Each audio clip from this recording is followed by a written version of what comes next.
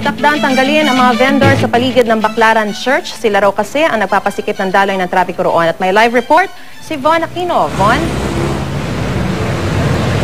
Yes, Maris, sa kabilangan na napipintong clearing operations ngayong araw, may mangilan-ngilan pa ring vendors na nagtitinda ngayon dito sa Baclaran.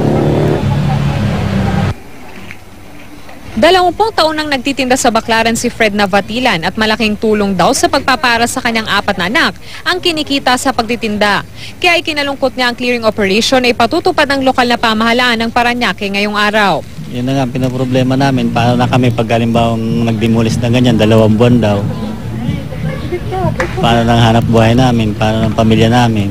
Ipinakita pa niya sa amin ang tiket na nagkakahalaga ng 10 piso na binayaran umano nila sa mga taga City Hall. Pero kahit nagbabayad sila, alam daw nilang hindi nito mapipigil ang clearing operation. Inabutan naman naming nagliligpit na ng kanilang mga paninda, sina Lolita Garcia at James Pandapan. Bagamat susunod daw sila sa kautusan ng City Hall, sinabi rin nilang kapag nagkaroon ng pagkakataon, babalik sila rito upang magtindang muli. Pagka pwede pa, after ng clearing operation, babalik po kayo? Babalik. Bakit po? Eh, siyempre po, yan lang hanap buhay namin. Plano nyo pa bang bumalik dito? Hindi po namin alam eh. Balik siguro, mabalik pa siguro. Kung makakabalik pa.